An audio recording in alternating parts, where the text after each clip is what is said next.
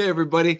Daniel from the Venza Dutch office. Thanks for watching yet another reaction video. We are glad you're here with me, as always, from the Roswell office. Sean Shields. He's eating some chips.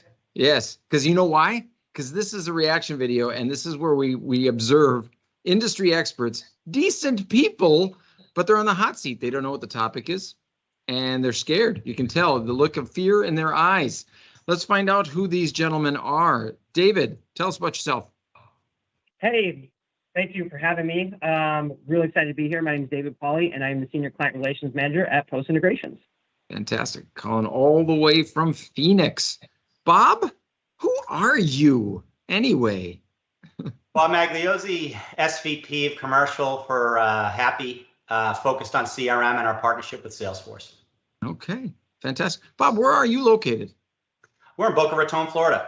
Okay, lovely. All right, so we've got the far west, we've got Europe, we've got Atlanta, and we've got Florida. Very good, represented.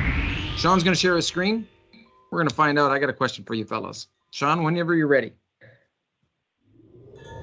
All right, this is from our friends over at Skift.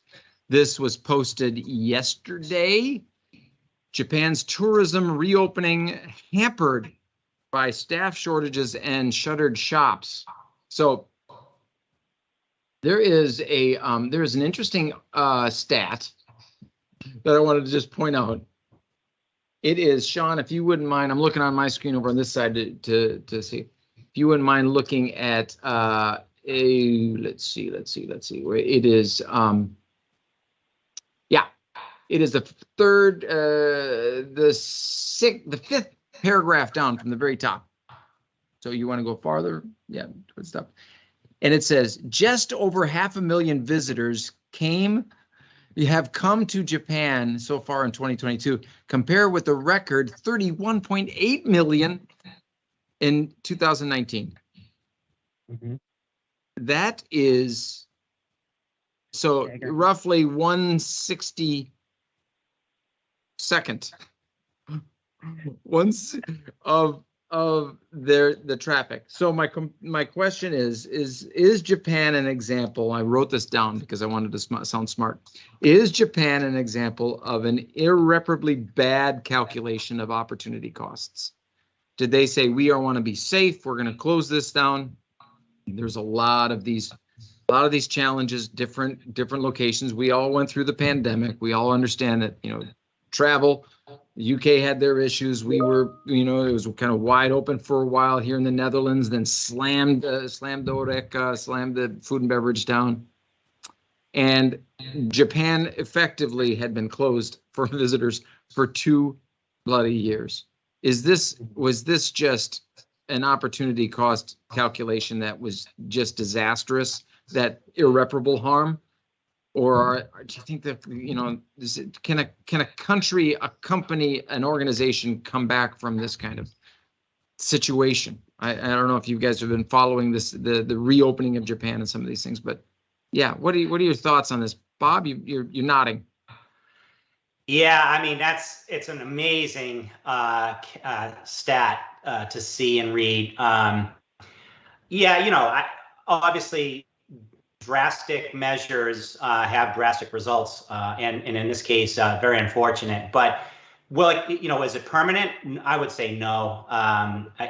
Japan's a beautiful place, and people will want to travel there. I just think when you close down as hard as they did, getting back to normal is just going to take a lot longer. So when you go to an extreme, the extreme case of recovery is going to apply as well. Yeah, I mean, the situation here in the Netherlands with Schiphol Airport, I mean, that was just in the news again by how does that, major hub and really clamped down and labor shortages, and it's so even more dramatic is what you're thinking, and how long it'll take for them to bounce back in Japan. Yeah, I think it's going to take some time for people to get used to being able to travel back to Japan, looking at Japan as an option for travel. And just getting into the habit of doing it again. It's going to take some, for sure. Yeah. David, what do you think?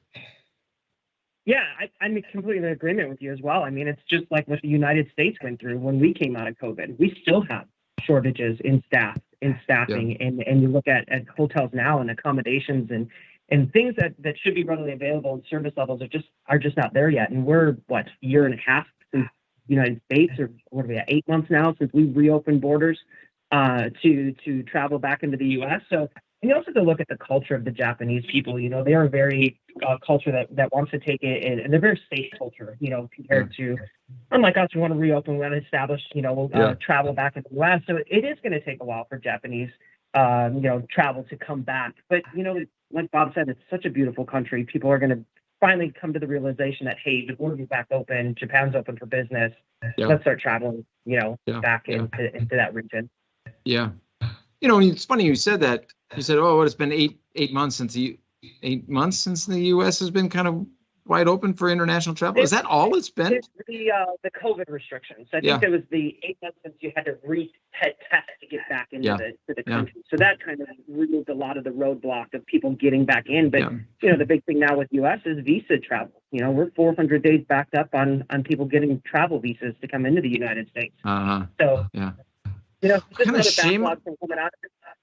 Yeah. Shame on me for being like, oh, it's, you know, because it's, you know, it's 8 months. I mean, give the industry a bit of a break, because that was a hefty blow. Yeah. Well, I definitely think some people dropped the ball with regard to airline travel and resources and employees to fly the planes and all that kind of stuff, staffing.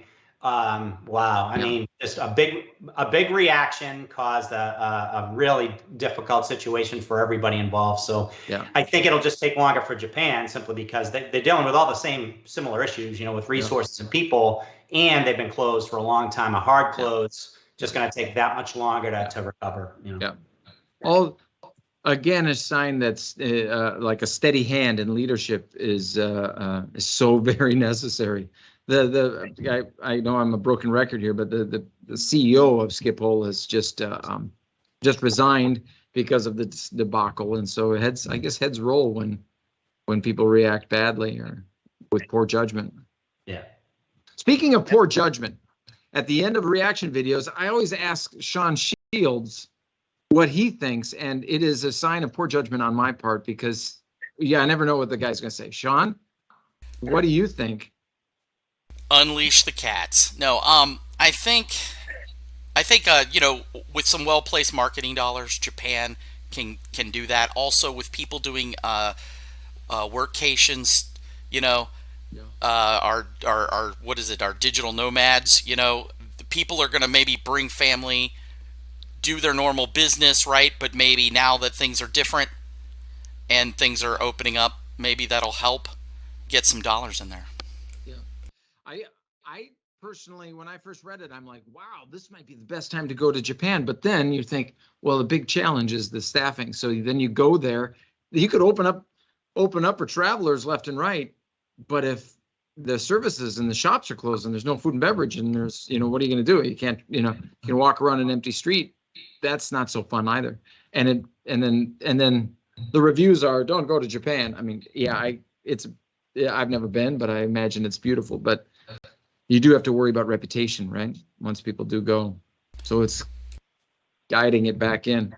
Very tough to judge an island nation, though. You know what I mean? There's nowhere to go. There's nowhere to put anybody. They, you know, try to make the best decision with the information you have at the time, right? So. Yeah. Fascinating times for our industry. Thank you, gentlemen, Bob and David. It wasn't so bad being on the hot seat. Yeah, good. You guys are pros. We made it through. Made it easy. All right. Thanks everybody for watching this reaction video. We will see you next time.